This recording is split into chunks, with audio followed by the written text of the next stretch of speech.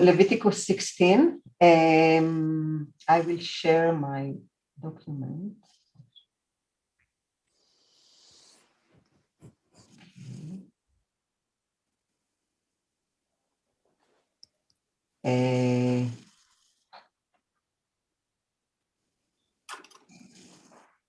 Wait a minute. What is? No, something is wrong here.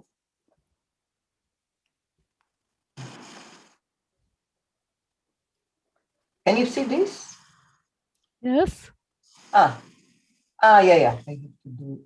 Okay. Okay, and this and this. Just want to see you all as much as I can during the sharing. Oh, no, I see. Okay, so you can see it, and it's big enough, I think. Yes. Mm-hmm. Okay, so this chapter talks about the Yom Kippur practically. Of course, it's not mentioned as Yom Kippur, but as the word Kippur, but you will see that this word or this root of lechaper, kapara, is repeated over and over and over again, which signifies the important, the main subject of this chapter.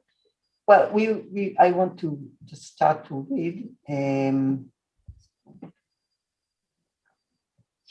Okay, so let's begin with the first two verses, only two, okay, 1 and 2. You can read from here, but sometimes I have things in between, so maybe it's better for you to read from your books. So I don't know, Adina, would you like to start? 1 and 2. 1 and 2. Yeah. Okay. The Lord spoke to Moses after the death of the two sons of Aaron, who died when they drew too close to the presence of the Lord. The Lord said unto Moses, tell your brother Aaron that he is not to come at will into the shrine behind the curtain, in front of the cover that is upon the ark, lest he die. For I appear in the cloud over the cover. Thank you. Yes.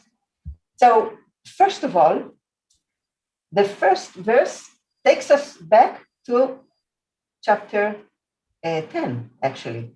I mean, this is something that happened, that Adonai talked to Moshe right after the death of the sons of Aaron, right? So let's remind ourselves what is about all the books. I mean, what happens in every chapter, approximately. So you see, you see the document, right? So in chapters 1 to 5, we have the laws, and we talked about it a lot, the guidelines or instructions for sacrifices. Who must sacrifice, what to be sacrificed, when, types, obligatory, voluntarily, what rich people will bring, what poor people bring, all this. In chapter 6 and 7, the instructions, also laws, the instructions for the priests about preparing and consumption of the sacrifices. If you remember, we are talking here in all these 7 first chapters about Chatat, Olah, and Asham, and all the sin offering, and the Olah is burned completely, and all this. Okay? I'll get into it again. Shalom, Orit. Shalom. Chapters 8 to 9, it's the laws, how to, or the instruction, how to make. Orit, can you please mute yourself? Orit? 8 to 9, the how to make the priest sacred during 7 days, and then after which having the special sacrifice on the 8th day. So it's the preparation of the priest to their duty, to all their duties in the Mishkan, okay, the tabernacle. And then in chapter 10, it's the I mean, this is the main event that God is everything is ready for him to get down to the Mishkan and to be in contact with his people. And we have the tragic death of the sons of Aaron and Moses' rage, and we will not get into it again, but actually they have broken the laws that about what to do. And we talked about it a lot, how it is so severe to obey every single instruction. Okay, in chapter 11, we had the laws of nourishment, what forbidden and permitted food. Okay, and we have specifically the animals, the list by their names. And in chapters 12 to 15, what we did last time, the laws of purity and impurity, which is divided to 12 is chapter 12 is the woman who is giving birth, and then leprosy, and then abnormal body secretions. Okay, so if you see, most of the book until here is laws, and also really Vayikra, Leviticus is a book of laws, Torah Kohanim. But here, chapter 16 starts with the reminding of this tragic death of what happened to the sons of Aaron. Okay, and look at what is what is mentioned in number 2.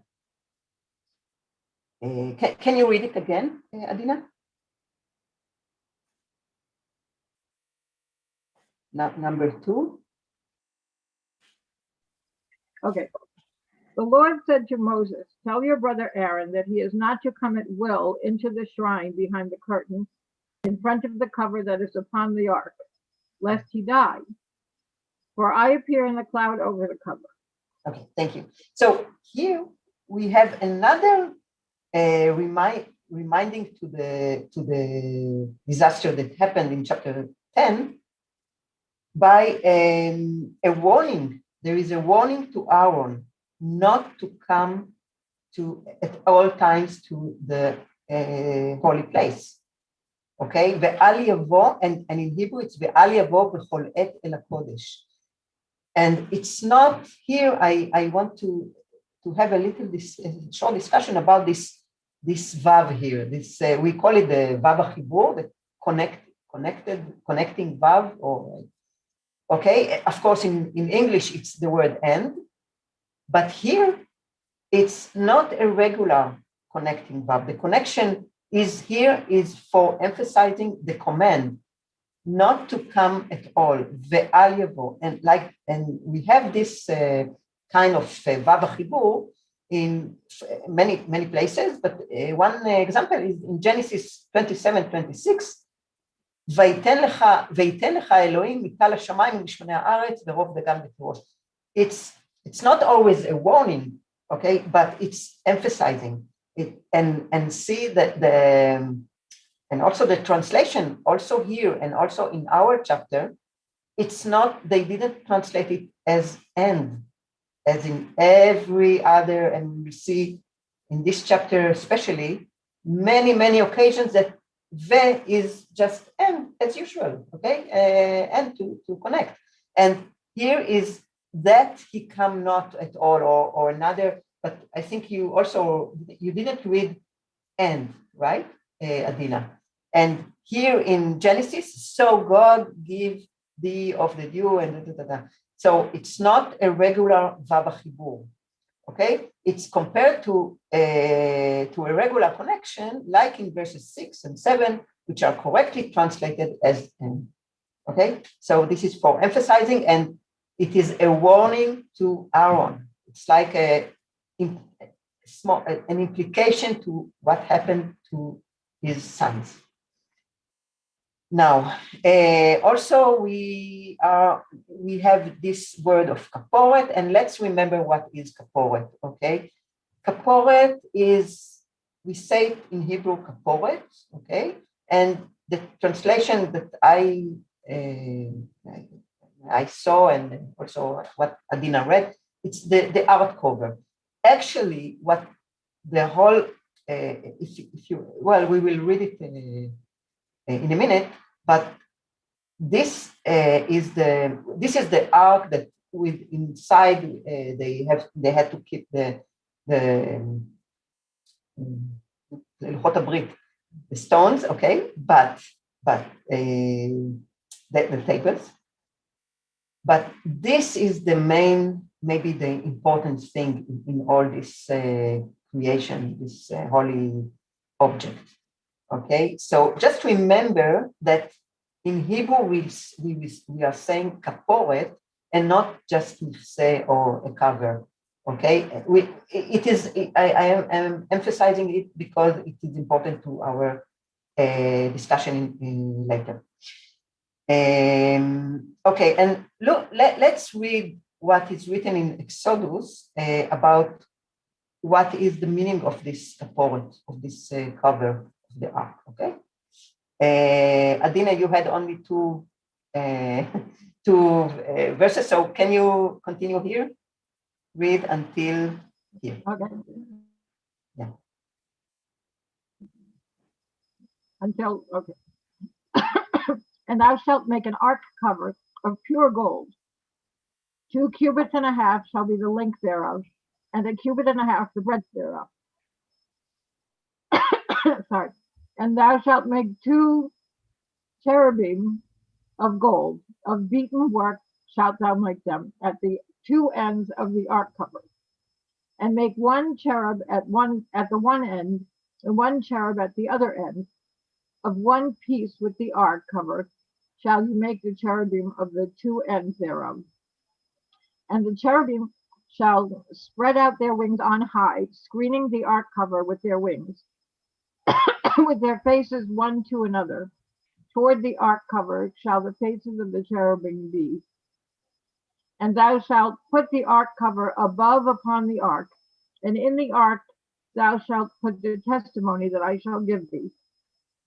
And there I will meet with thee, and I will speak with thee from above the ark, from above the ark cover, from between the 2 cherubim, which are upon the ark of the testimony of all things which I will give thee in commandment unto the children of Israel. Thank you. So, what is the meaning of this ark cover, of this kaporet, actually, according to Exodus? This is the very first place that we encounter this. I mean, this is the instructions, if you remember, in the end of the book of Exodus, how to, the long list of how to build the Mishkan, the tabernacle, and all the instructions of everything. So what is the meaning of the kaporet, according to this? Is the meaning of what, please? The kaporet, מה המשמעות, מה התפקיד של הכפורת? מה? לכפר. Looks like this is the place where God will come and speak to the children of Israel. Exactly. Here, according to Exodus, it is the place that God, when he comes down to the Mishkan, this is the place that he will speak to Moses. Okay, this is like a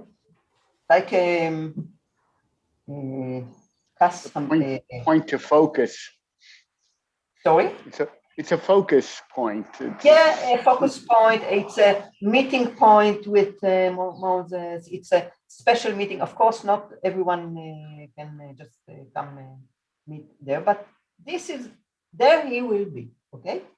So this is according... It is the place we מבקשים סליחה. It is the place. Yes, but people not...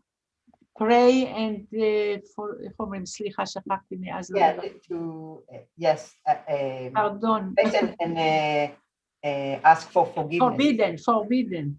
But let's keep this comment of you, Rivka, for later on, because okay. Now in Exodus, according to Exodus, it is the place that God meets there, Moses or the high priest, and speaks to them. And okay, this is the meaning of this place. Okay, so let's continue. Crystal, can you read from 3 to, just a minute, וזאת יבוא אהרון. 3 to 4? Yes, 3 to 4. 3. Okay. Thus only shall Aaron enter the shrine with a bull of the herd for a purgation offering and a ram for a burnt offering. He shall be dressed in a sacred linen tunic with linen breeches next to his flesh, and be girt with a linen sash, and he shall wear a linen turban. These are the sacral vestments. He shall bathe his body in water and then put them on. Thank you. So it's interesting to see the different translations. Okay, so here we have other instructions for the about Aaron, the high priest. Okay, he should have 2 kinds of animals, right? A young bullock and a ram, and of course not inside the Holy of Holiness, right? This is not mentioned here, but he comes to we will see again the plan, the tabernacle, but he comes with these two animals, and he has special clothing. Now, if you remember, we have a very detailed description of the high priest clothing. Okay, and again in Exodus 28, let's read this. Crystal, can you continue here? Is it okay? So it's Exodus 28, 4 to 8, 4 until 8. Okay. He shall be dressed in a sacral linen tunic with linen breeches next to his flesh, and be girt with a linen sash, and he shall wear a linen turban. They are sacral vestments. He shall bathe his body in water and then put them on. Wait a minute. Are you reading from Exodus? Wait, you wanted me to read chapter 28? Oh. No. Exodus chapter. No. Okay, so I'll read this. Yeah. These are the garments which they shall make: a breastplate and an ephod, and a robe, and a tunic of checker work, a mitra and a girdle. And they shall make holy garments for Aaron thy brother and his sons, that he may minister unto me in the priest's office. And they shall take the gold and the blue and the purple and the scarlet and the fine linen, and they shall make the ephod of gold, of blue and purple, scarlet and fine twined linen, the work of the skillful workman. It shall have 2 shoulder pieces joined to the 2 ends thereof, that it may be joined together. And the skillfully woven band, which is upon it, wherewith to gird it on, shall be like the work thereof, and of the same piece, of gold, of blue, and purple, and scarlet, and fine twined linen.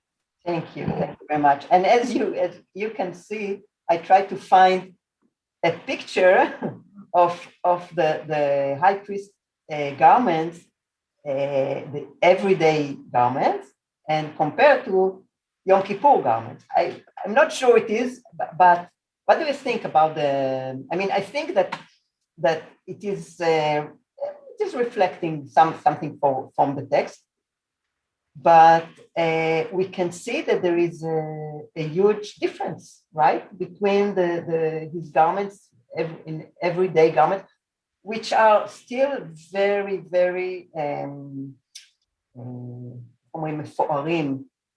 very rich or very unique, very special. Okay. What? So what? Sorry. Decorative. It's decorative. Very decorative, yes. And why is this? Why what do you think about this difference between the? I mean, this is It much goes along with many of the things that we connect to Yom Kippur that they're not supposed to distract from the significance of the day. So you don't want some elaborate dress going on. You want something pure and plain. Yes, yes, and simple. I think the most thing is a simpler garment and a clean garment. It isn't said here that it should be white. Okay, according to the text, it's not what, but according to all our costume many years, and I think everywhere, all over the world. But you can tell me more than. Yom Kippur people לובשים white dress. Yes. Is it also in other places than Israel? I mean, in the States, in England, yes. No, what I found was when we were in England, it was already getting cold. It was the autumn. And all the women bought new clothes and hats and shoes and bags. And in the days when they wore fur coats, they would take out their fur coats and all would come to the synagogue like a fashion parade. Well, it's like that in the States also. However, the rabbi, the cantor, and whoever is the shaliach tzibur all wore a white kittel, a white robe, Yes. a white kippah, a white, just dressed in white, a white talit. Yeah. Without. My husband has a white on white talit that he wears for Yom Kippur, without the blue, without any other color, and a white robe. And the white, when he was worked as a cantor, he had the white high cantor's hat, and many other people in the congregation. And even in our congregation here, you will see many people, or some people, who will come on Yom Kippur and put on a white robe over their clothing. So in the Sephardic rabbis, when they are presented a special ceremony like a wedding, they have a big hat and white. And here I see two colors. What do you think, Ora, the difference, why the priest has this colors and the other one is, the white one is Levi's, perhaps? Levi, Cohen Levi? No. What's the difference? I thought it is the day-to-day, the everyday garments of the high priest, and this is Yom Kippur garments. I think, according to the text, that it's not written under the photo what is exactly, but I think this is the. And if you permit me, Ora, and people, you see the difference language, the difference by the two languages, Hebrew and English. Look what the Hebrew is metzumtzam. The Hebrew is very concentrated. We say two words for a long verse. And here we see, I knew that before. Now here I see, I'm seeing it. Yeah. It's you're right. Yeah. עברית מצומצמת. עתיקה Well, ממש. I think it's also because we have many. First, we don't have vowels. We have a nikud, and English it's have. Well, there are many reasons for that. It's by the way, I saw that. I remember my. But actually, I started to say yes before when you asked about whether people wear white in other places, and then I realized that I've been here too long, and I'm remembering wrong, because in the U.S. people will wear a whole suit rather than just a shirt and pants. They'll wear a jacket with a tie, and so it would be very unusual to have all that in white. So not so much there. Yeah. It's not like in Israel, everyone goes with a t-shirt to everywhere. Exactly. Yeah, I understand. Well, my father used to go every Kippur. He had his pair of shoes, white and linen pair of shoes, for, I think for, I don't know, 40 years, because he wear them only once a year. And yeah, and of course, all white and very light material. Like, you know. But again, also because of the difference of the climate in Israel, it's hot. Okay, so this is about that, and let's continue now.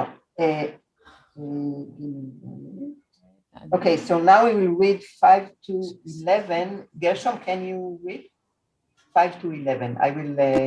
You can read from your book or here. I'll read from mine, but I'm just turning a page and the pages are stuck together. There we go. Okay, so from number 5. And from the Israelite community, he shall take 2 he-goats for a sin offering and a ram for a burnt offering. Aaron is to offer his own bull of sin offering to make expiation for himself and for his household. I'm sorry, how far did you want me to go? Until 11. Okay. Aaron shall take the 2 he-goats and let them stand before the Lord at the entrance of the tent of meeting. And he shall place lots upon the 2 goats, one marked for the Lord and the other marked for Azazel. Aaron shall bring forward the goats designated by lot for the Lord, which he is to offer as a sin offering, while the goats designated by lot for Azazel shall be left standing alive before the Lord, to make expiation with it and to send it off to the wilderness for Azazel.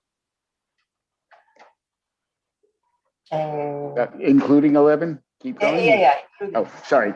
Aaron shall then offer his bull of sin offering to make expiation for himself and his household.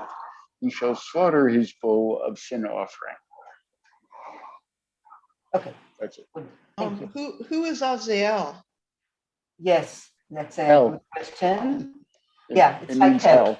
Oh, yeah, Exactly. But we'll talk a bit about it. But it's yeah, we can say just go like when someone says go to hell. In Hebrew, we would say lech la'azazel. Okay, something like that.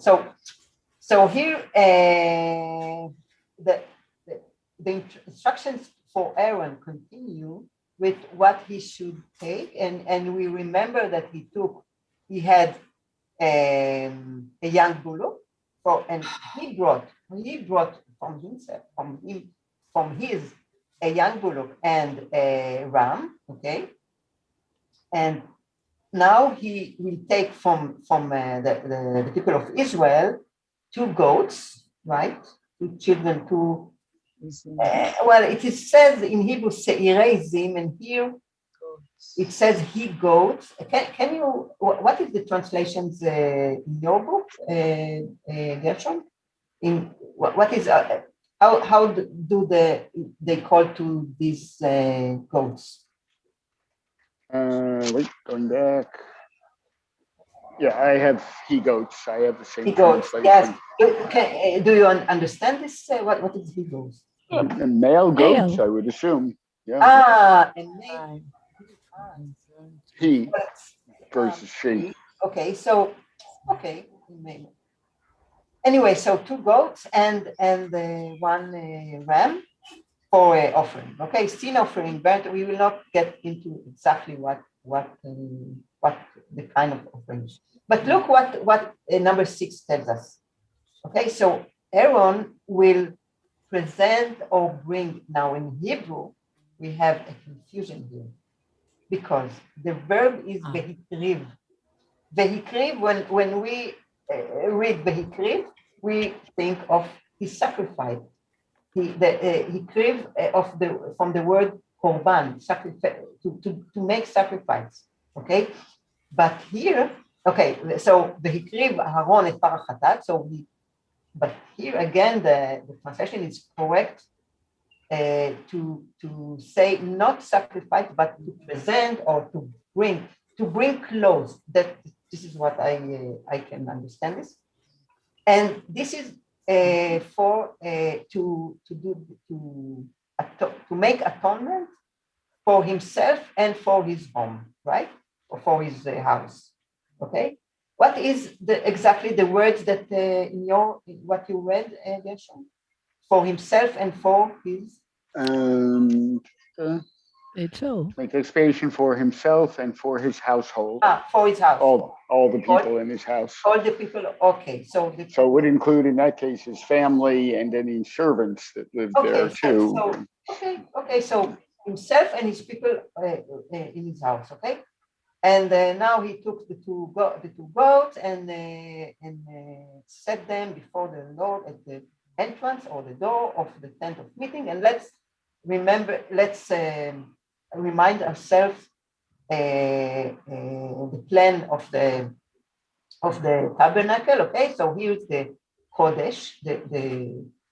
I remember we had a long discussion about what is exactly Ohel Moed, because it says in different places different meanings. But this is the Kodesh, okay, and this is the altar outside, the big altar, the copper altar. Okay, here they put all the animals, not inside. And here's the plan of inside of the Kodesh. This is the entrance, but here is the Kodesh HaKodashim. Okay, this is here. Here we have the ark and the ark cover and all that. And here we have another smaller altar of built out of gold. Okay, this is out of copper, and this is nechoshet, this is out of gold, and a smaller and only for sorry, I forgot the word, but smell, senses. Incense. Okay, thank you. Okay, so and this is apparently what the sons of Aaron, when they put their strange fire, it was here. Okay, so just to remind ourselves the structure. Okay. Now, in verse number 8, so we have. Wait. I'm coming back here. So we have something in verse 5 and 6. Talk about here he took two goat and a ram, but here he presented the animals for his home, for himself and for his home. And all of a sudden, they talk 4 verses or 3 or 4 verses about the 2 goats. Okay, the 2 goats. The text doesn't talk about this. Sorry, and it talks about the goats, and there is a very special or unique ritual in which we think it's 2 goats to be sacrificed, but one is to be sacrificed for the Lord, and the other is lot for Azazel. Okay, and as we said, Azazel, it's like go to hell, but Azazel, look at how the word is written. We have here Ein Zayin, okay, as we are talking about the goat here, as, and Aleph Zayin Lamed, which is Azal, like no more. There's no more goat. Like something that we. Wait a minute, I wrote from going to perdition. This is the word, or going to a doom. Perdition. Perdition. Yes. Oh, okay.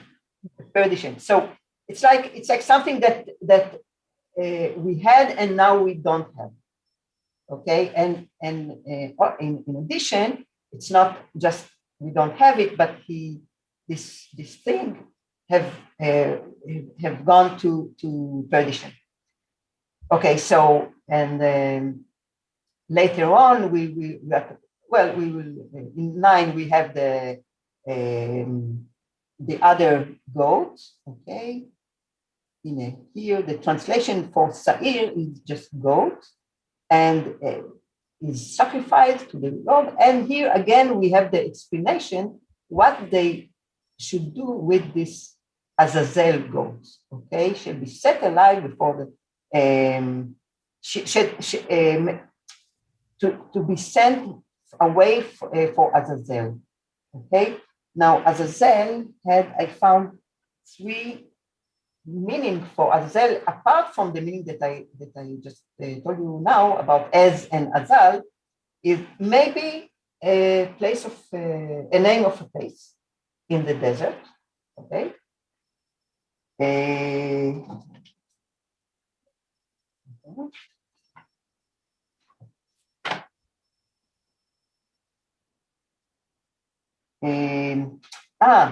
And there is something in the translation of the Vulgata, the Greek translation, that Azazel is like an scapegoat. Do you know this, Adina? Yeah, do you know this verse? So this is how the translation, the Greek translation is. They use in the word scapegoat, like a goat. There is the term in English that they use even now, scapegoat, which comes from a scapegoat, like someone that you're blaming that person, or the person is the scapegoat that you're putting the blame on, so that to get the blame off of yourself, so you're blaming the other one, and that's called a scapegoat. Yeah. So exactly like in Hebrew, we have the frame, the verse Sa'ir la'azazel, exactly as what you were saying. We put okay.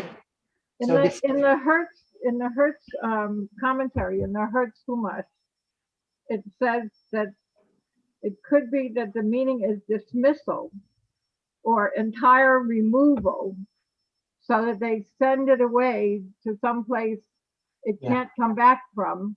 Yeah. So you're getting rid of all the sins that have been put on the goat, and they're sending it away so that the sins can't come back. And it says later on in the Talmud, they translate it as a steep mountain, and they would throw the goat off the mountain to make sure it couldn't come back. Yeah, so that's from the Hertz. אני זוכרת, אורה, עזאזל היה איזה שם של איזה אל. Shed, maybe, a demon. This is another...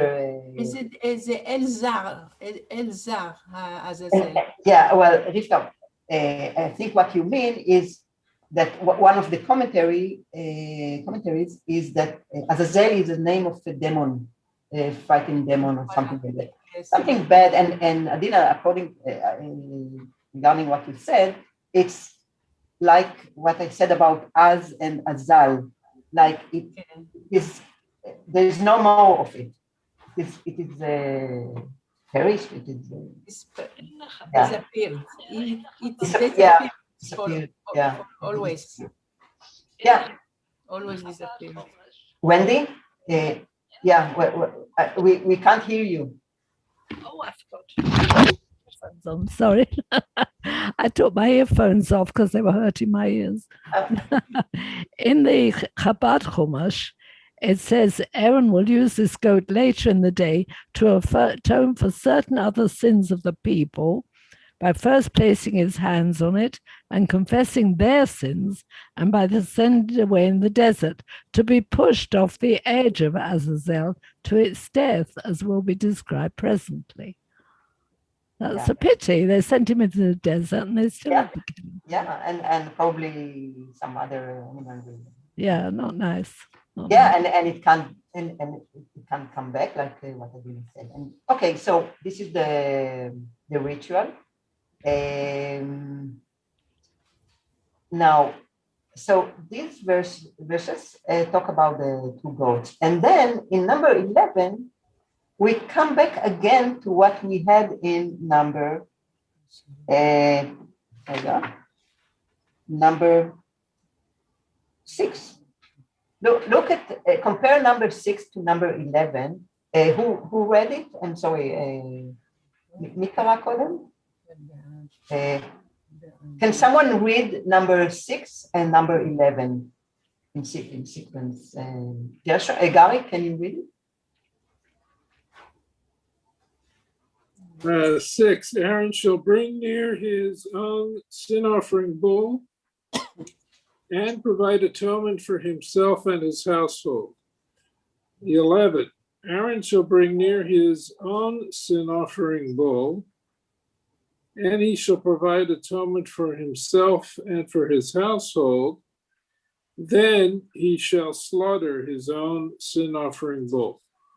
So, why twice? I mean, the text tells us twice that he shall present the bullock of the sin offering for him, for himself, and for his house, or for him household. Okay. Only now he also kills the animal. But why twice? What do you think about that? I mean, it's almost the same verse. Any ideas? We went off on a tangent with the goats, and now we're coming back to where our original point. Yeah.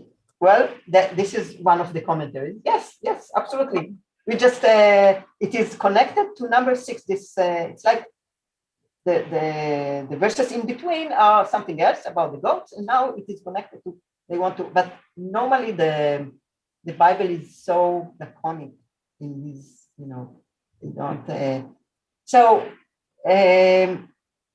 Well, according to the Pshat, if I can say like this, it's exactly what you said, Adina. It's just to remind us, okay, so now again about the bullock. But according to Chazal, of course, it's not by any. It has to be a reason to that. So in the first time, he made atonement to himself and his household, and in the second time, he made atonement to himself as a priest and to all other priests. Okay, this is according to Chazal, and also Rashi takes this commentary, and also Rabbi Ibn Ezra also, and probably many others, because it's very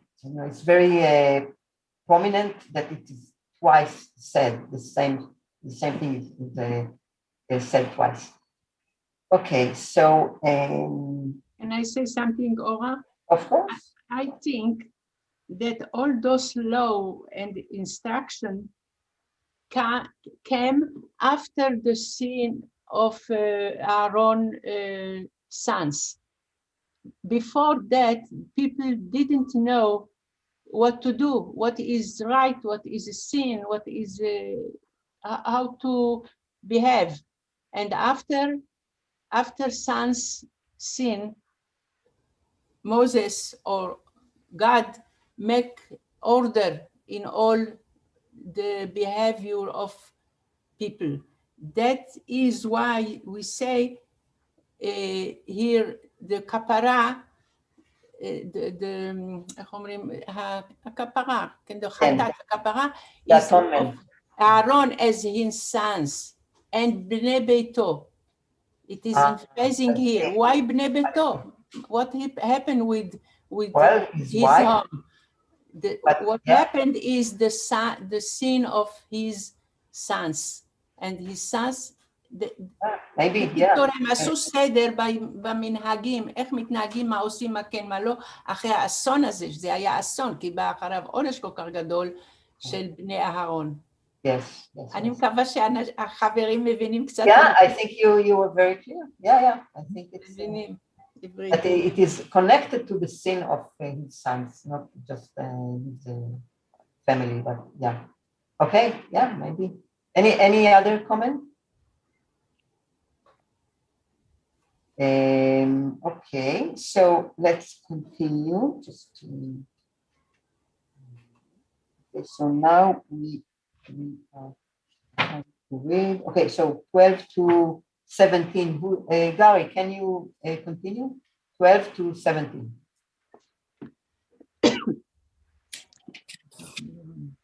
He shall take a shovelful of fiery coals from atop the altar that is before Hashem, and his cupped hands full of finely ground incense spices, and bring it within the curtain. He shall place the incense upon the fire before Hashem, so that the cloud of the incense shall blanket the ark cover that is atop the tablets of the testimony, so that he shall not die. He shall Actually, take what Rivka just said, something, again, another warning about what to do exactly, and so he shall not die. It's very frightening, I think. Okay, yes, continue. To where? 14 to 17. 17. He shall take some of the blood of the bull and sprinkle with its forefinger upon the eastern front of the ark cover. And in front of the ark cover, he shall sprinkle 7 times from the blood with his forefinger. He shall slaughter the sin offering he-goat of the people and bring its blood within the curtain. He shall do with its blood as he had done with the blood of the bull, and sprinkle it upon the ark cover and in front of the ark cover.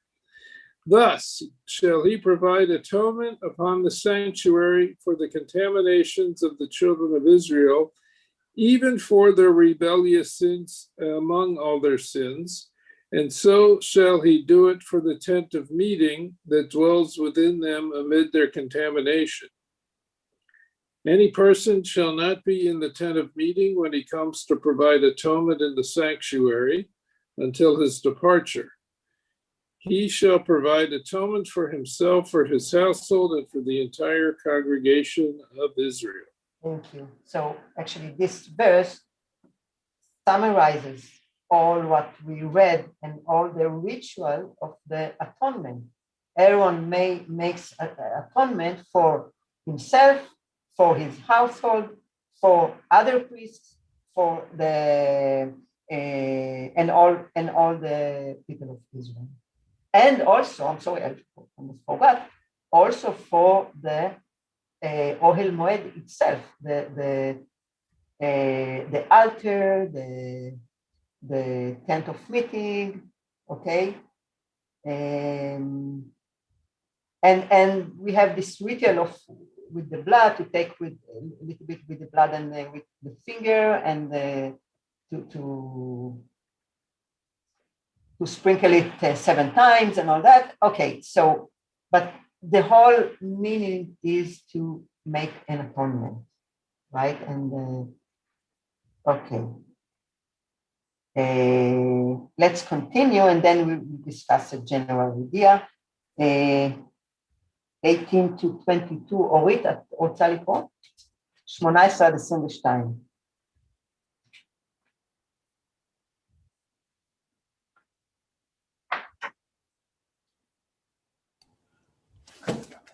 אל מי פנית, אורה?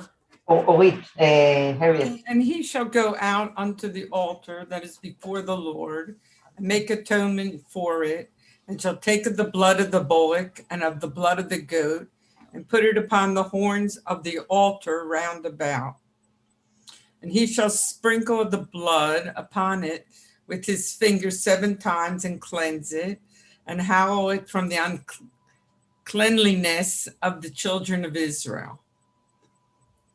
And when he hath made an end of atoning for the holy place and the tent of meeting and the altar, he shall present the live goat. And Aaron shall lay both his hands upon the head of the live goat and confess over him all the iniquities of the children of Israel and all their transgressions, even all their sins. And he shall put them upon the head of the goat and shall send him away by the hand of an appointed man into the wilderness. Another one. And the goat shall bear upon him all their iniquities unto a land which is cut off, and he shall let go the goat into the wilderness. Yeah, so, this is exactly what we talked earlier about this sending the goat to a place that there's no coming back from this place. In Hebrew, it says Eretz Gzera. It's very, I don't know exactly what is Eretz Gzera, but something bad, something very like something called a bad destiny, a bad. Yossi, what do you think about Eretz Gzera, the meaning? Do you have any idea? Like, or Rivka, like something, Gzerat Goral. Yeah, this is the destiny. This is the destiny, and it's bad. Eretz Gzera is a place that we can't come back from there. It's Yeah, finished. so exactly. It's a Yeah. place like that, but not that. Exactly. Amidbar, So, they yeah, like Kain vehevel. Okay. Kain continue to go in Eretz Gzera from place to place. All over, all I make a אני עושה connection. כן. Okay, so so you see here in 21, we actually there are details of the very the heart, maybe the heart of the ritual of the kapara, of the atonement. Okay, so he has to put his two hands on the living goat and to do a confession, actually do a confession. And it's like when I read it, it reminded me the tashlich in Rosh Hashanah. We get rid of all our sins when we throw them away to the sea or something like that. Throw them in the sea.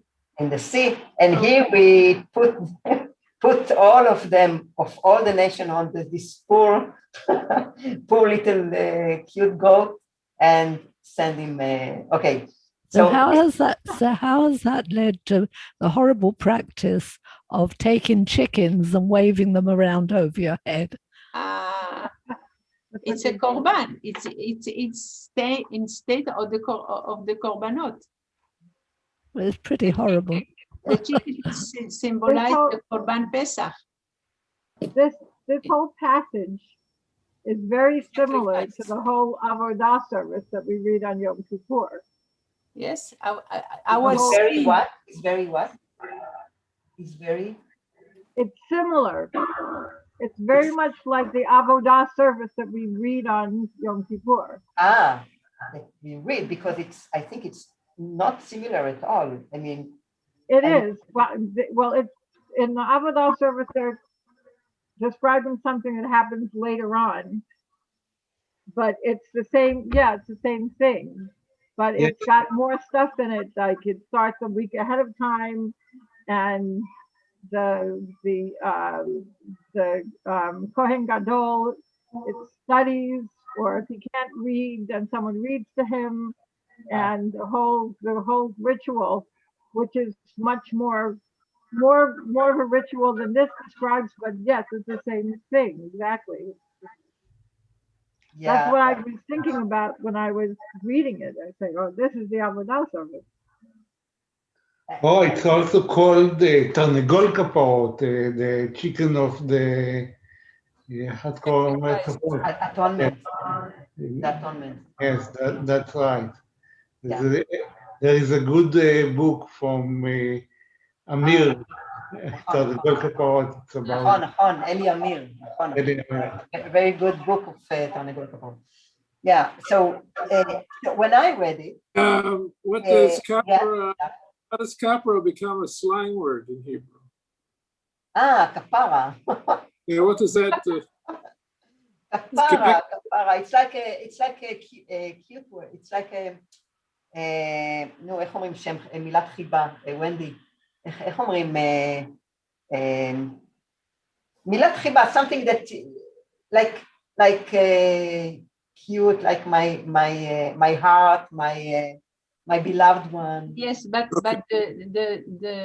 the first meaning was everything bad you have, my son, I take it to me, and I will be punished for them. No, you. Yes. You can make sins, not you can't, but if you make something bad, I think the bad on me, and I will be punished instead of you. That is kapara. Yeah, because and there is another word in Moroccan Jewish tradition that they say mdur alik.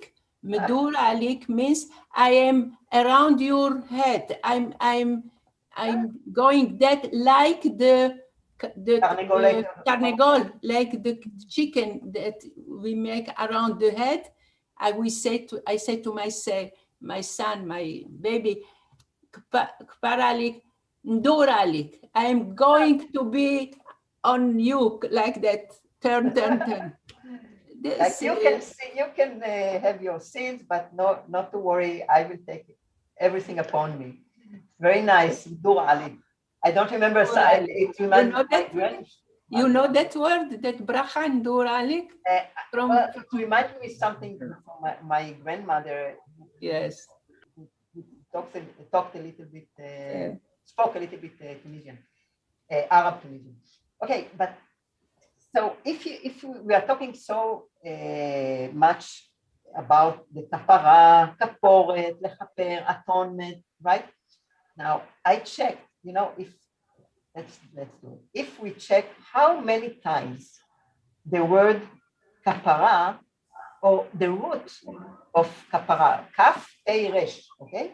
The root is presented in this chapter. We have 30 results. 30 times this root is presented. About now, 14 times is the word kaporet. And this is why in the beginning, I showed you the kaporet and the art cover. In English, we call it art cover, but in Hebrew, there's something, it's not, as my understanding, okay? It's not only the place of talking with God, but also it has a meaning of kapara, of atonement. This is the whole point. This is why it is called kaporet and not just a cover of the Michseh Ha'aron, the cover of the ark. And this brings us, when in the Bible, when we find a word that is repeated over and over and over again, so look how many times, even if I will say, we'll put the English word here. אני רוצה משהו לגבי פרוכת. כן, תגידי. יש בתורה, את יודעת, בכלל בספר, במקרא, בתנ"ך, יש מה שנקרא סיכול אותיות. Yes. צריך להגיד את זה באנגלית, אני לא מצליחה. Okay, סיכול אותיות. ויכול להיות שהכפורת הייתה צריכה להיות, הפרוכת הייתה צריכה להיות כפורת. Yeah, I will. העתקות השונות יש סיכול. I think I also think it's connected. Just look how many times we have the word atonement in this chapter. We have 17 times, okay? And to add it, like if I would say here our cover, so we have 16 times. So and it's all about our cover, okay? Maybe almost all. So the main, maybe the text. What do you think? What does the text want to tell us in this chapter? I think the main issue, the main subject of this chapter is the atonement, the kapara, okay? And this is also what we do, although very, very differently in Yom Kippur. We try to make atonement for our sins, okay? And what Rivka just said, a very nice comment, that the word parochet, which in English here is veil, the veil, remember it's the veil of to the end here, the veil, the entrance to the Kodesh HaKodeshim, to the Holy of Holiness. So parochet also, has the same letters, Pei Resh Chaf, but in different order, okay? So we are getting to the end of the class. So before we end the chapter, I want to ask you, okay, what is missing here? I mean, we talk so much about how to make the atonement, and this Yom Kippur, and this is very, very a holy day, and special garment to the priest, and also he will read, he has to wash himself and to all this. So what is missing here? He doesn't say anything about fasting. One, very good. Yes, it doesn't. I mean, it doesn't say many things here. It's completely different. And I mean, Adina said, talked about the similarity between what is said in the text and what we do today. But also we have a lot of dissimilarity because we don't eat, we don't have any, of course, we don't have the sacrifices. So, but what, according to the idea of Yom Kippur, what is missing here? I mean, there's nothing about apologizing to anyone or making amends. Exactly. There's nothing about, wait a minute, I wrote this word, penitence. Yes, penitence. Penitence, okay. There's nothing about this. I mean, we will get rid of our sins, and that's it. What about to apologize, to say slicha, to say so all of this other meaning was added much later with Chazal, with the sages. Okay. It talks about like the relationship between the people and God, but this doesn't talk about the relationship between people and people. Yes, exactly. Ben Adam lamakom uben Adam lefavero. Yes, it's Yom Kippur is also a day to be clean, to clean ourselves morally, physically. We don't eat, we don't tashmish, we don't make nothing to be pleasure. So we clean ourselves from all the material thing of the physical thing. Yes, it's very. And that way we are perhaps next, not next, Aliad. Next to the God, yes. Yeah, but it does say later in the chapter about practicing self-denial. Yes. Let's say fasting comes under that category.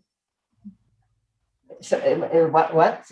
In verse 31, it says you shall practice self-denial. So fasting comes under that part.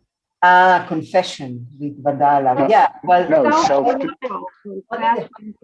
Yeah, this is the ritual of the two hands and the high priest that says some kind of confession, which connects us, I think, to the Christian habit of confession.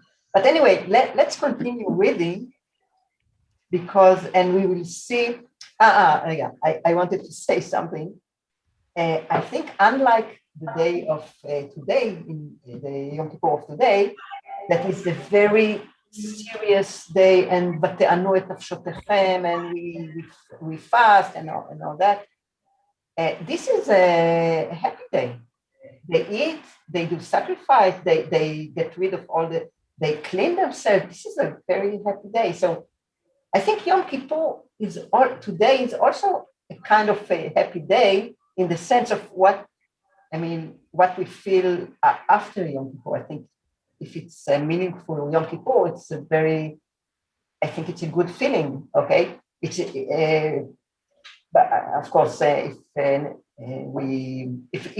it was meaningful for us, but it's like another kind of happiness or a joy, something like that. Okay, so anyway, it's lifting a weight off of you. Yes, lifting a weight.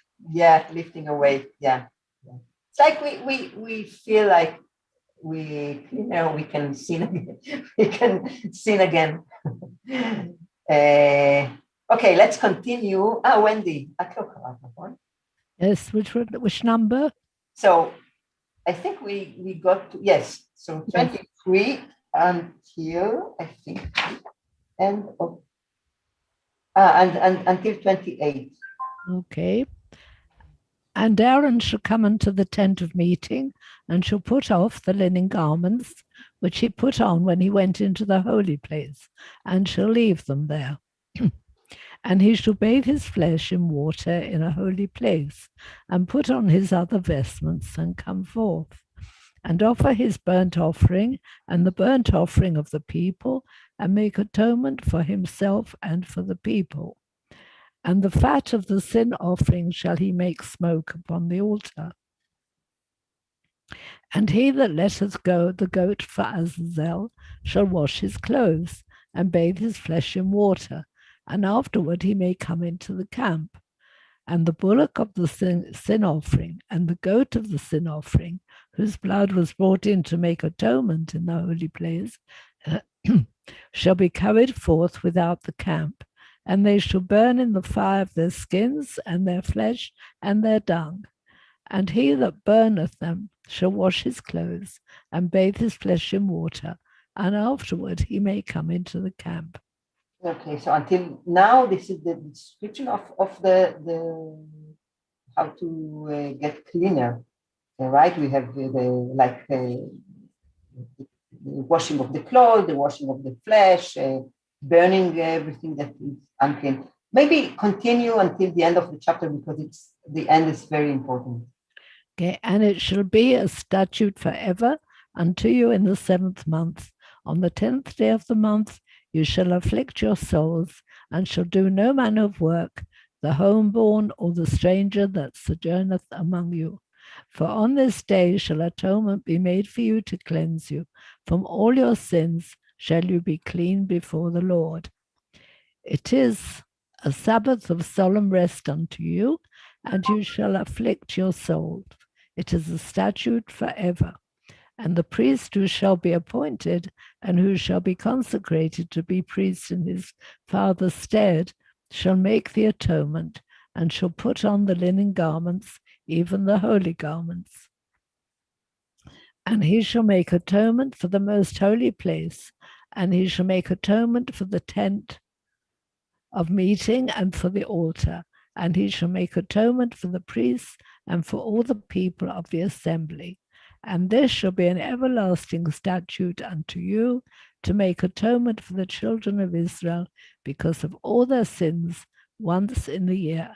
And he did as the Lord commanded Moses. So, yeah, as we know, this is a chukat olam, forever, a law, forever law. And we do it, of course, as we all know, in the 10th of Tishrei, which is the 7th month. Okay. Now, according to Chazal, probably you know this midrash that the 10th of Tishrei was the day that Moses came down from Sinai the second time, and I don't remember exactly the calculation of the days since Shavuot, the first Mount Sinai, but they calculated it that it is right on this day, and this is why we here we have something about Crystal, what you said about the fast on the you shall afflict your souls and shall do not manner of work, and something very I put it on in red because here this red, and again we have this double twice, not exactly the same verse, but look at this in 29, compare 29 to the last verse, to 34. So 29, yeah, can someone else? So what I like here, that this is everybody, including the girl, the stranger in your home, including the girl. Okay, and it's like we start the verse exactly the same, והייתה לכם מחוקת עולם, but the continuation of the verse emphasizes something else. Here is the Shabbaton day, the day that no work has to be done, and this is a law for everyone. And here it's והייתה לזאת לכם מחוקת עולם, but this is the main, it repeats the main idea of this whole day, לכפר על בני ישראל מכל חטאותם, once a year, and that's all. Any comments? Yeah, I have something that from earlier in the chapter. That, yeah.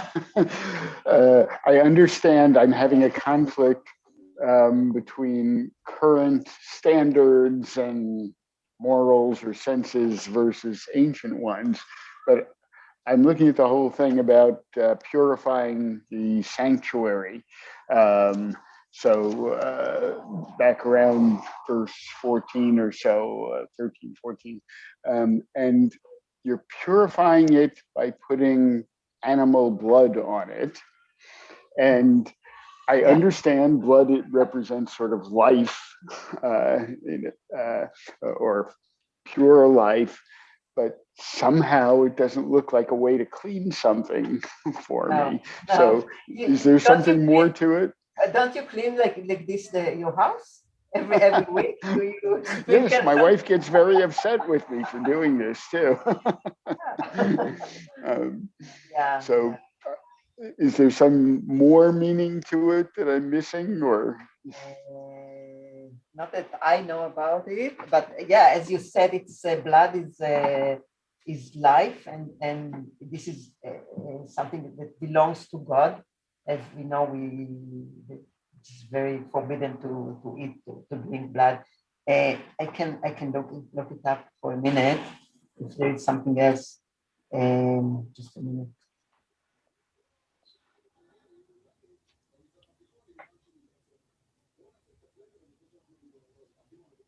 Maybe in your books also you have the Adina. I think in your book you have also the Rashi and all.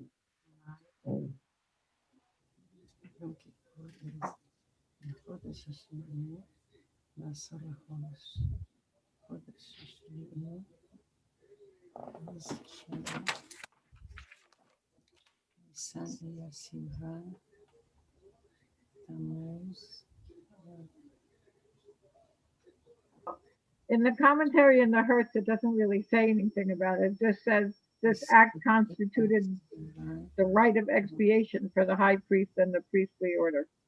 It doesn't really say anything. Sort of leads me to this, now that you've cleaned it, let me go clean it. Yeah. Which my wife has said to me at times. Yeah, also here it's that it's just talks about the technical practice to do it 7 times and all that, not another meaning. Yeah. You know what? Just a curious thing. Yeah, it's a good. No, well, in the Chabad Chumash, the commentary says that he takes some of the bull's blood and sprinkles it once onto the ground with his index finger facing upwards towards the eastern side of the ark cover. He must then sprinkle some of the blood with his index finger facing downward 7 times in front of the ark cover. It doesn't say that you have to sprinkle it on the ark cover. נכון. הייתה לי ההערה הזאת גם כן, לא אמרתי אותה. חבל שלא. לא על הפרוכת, מעל, באנגלית כתוב, open זה מעל. בעברית זה לפני, בעברית לפני, behind. But look at the number. Yeah, but the second part in 15 says over the cover. And upon the ark cover.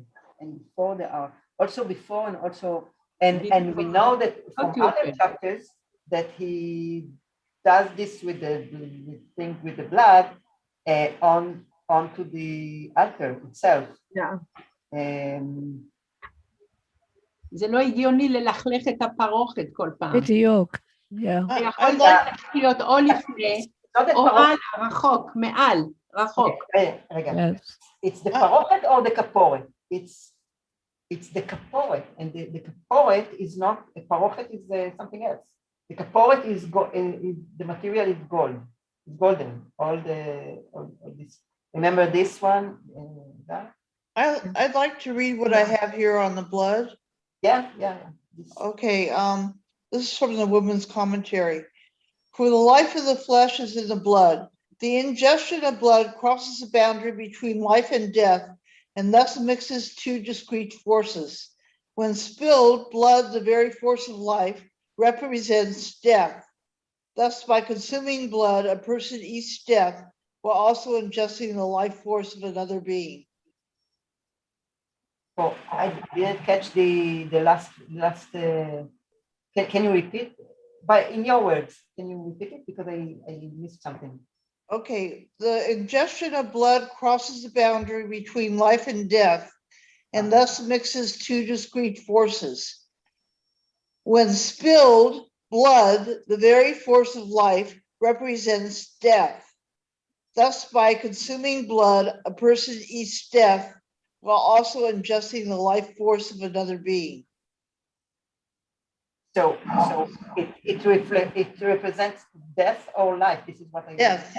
Death. Death? Why death? I mean, yeah. When you spill it on the ground is the death part that you're pouring out the life.